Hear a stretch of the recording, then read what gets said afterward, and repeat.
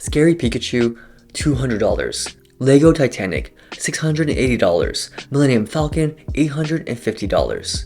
That is nearly $1,000 for plastic and for a toy. And you might buy it anyways. In fact, millions of you do. The Lego Group reported revenue of roughly $9.6 billion in recent years.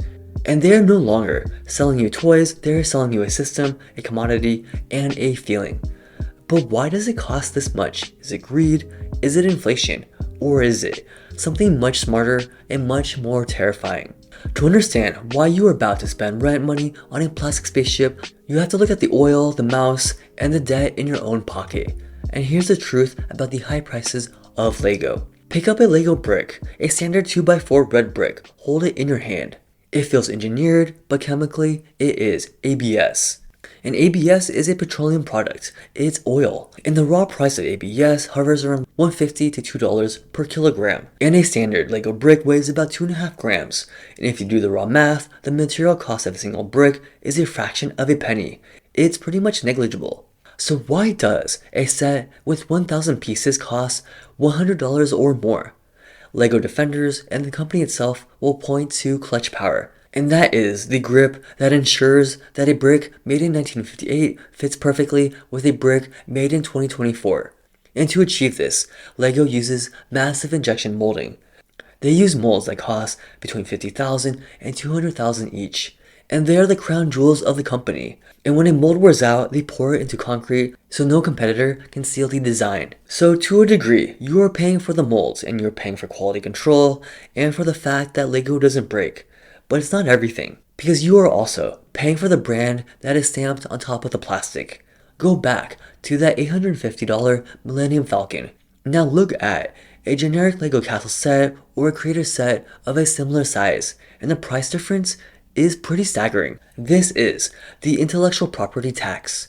In the late 1990s, Lego was in trouble. They were losing money, and they had lost their way. They were making strange action figures and ignoring the brick, and they were on the verge of bankruptcy. And then, in 1999, they made a deal that saved the company. They signed a licensing agreement with Lucasfilm to produce Star Wars Lego sets. And this was a massive hit. It flew off the shelves, but it came with a cost.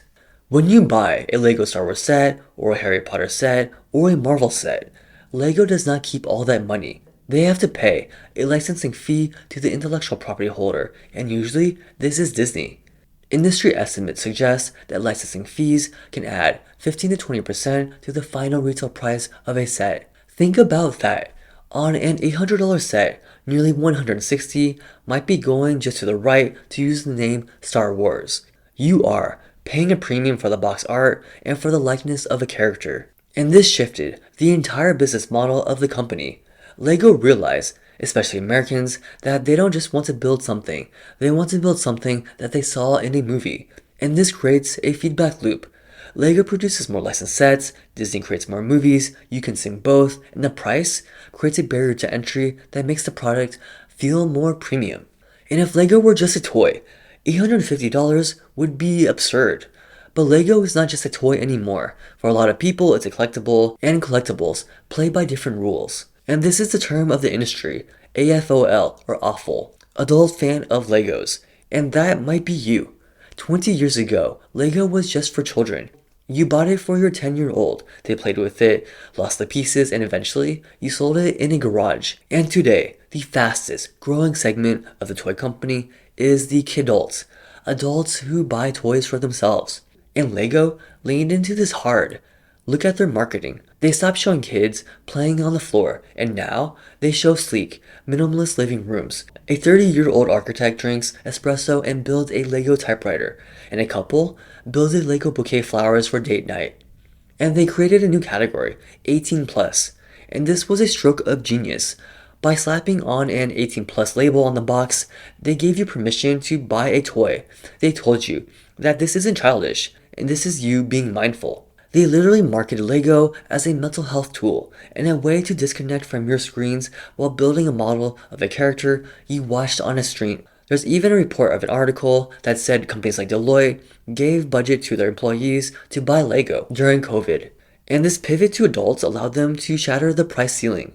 You cannot sell a $500 toy to a child. A child has an allowance of $10. A parent has a limit. An adult has a credit card. An adult has disposable income. And nostalgia is the most potent drug in the marketer's arsenal. It bypasses the logic part of your brain, and you see the castle you wanted in 1989 but couldn't afford. But now, you have a job, you can afford it, and you can buy that thing to heal that inner child. And LEGO knows all of this, and so they weaponize it. They have released updated versions of classic sets at triple the price, and they know people will pay for it. And here's where it gets dangerous. You might justify that $800 purchase by telling yourself it's an investment. And you've probably heard the stories or the headlines.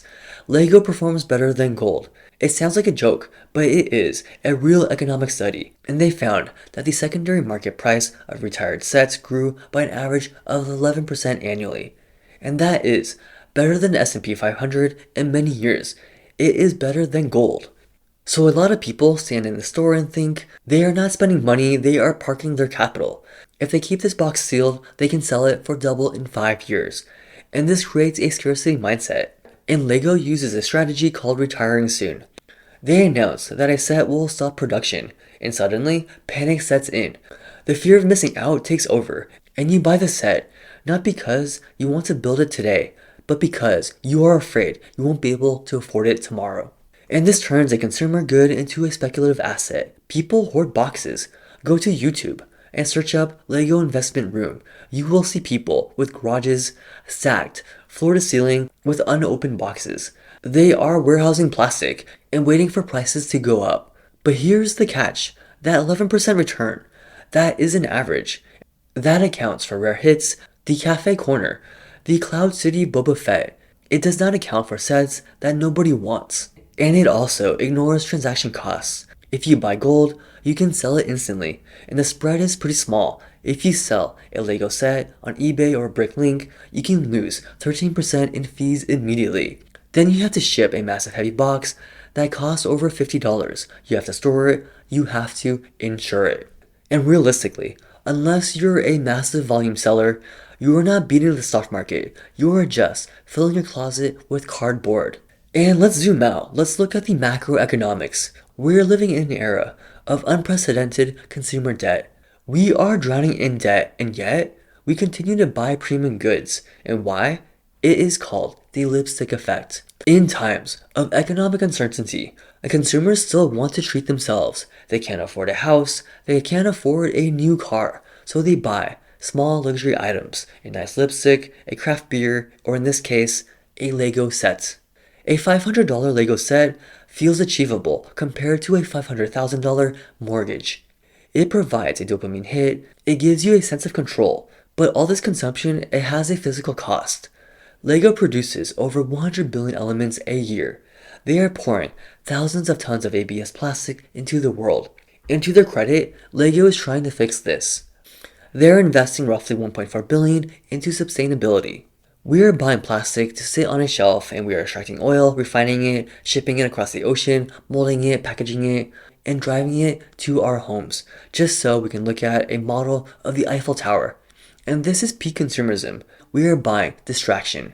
So let's talk about your wallet. Let's say you are an avid collector. You spend $200 a month on LEGO, and that is one medium set or a few small ones. $200 a month, $2,400 a year. If you took that $200 a month and invested it in a boring low-cost index fund, tracking the S&P 500, historically returning about 10%, after 30 years, you would not have a room full of plastic. You would have $452,000. And that is the opportunity cost of LEGO. And you might say, I enjoy it, it brings me joy. You can't put a price on happiness.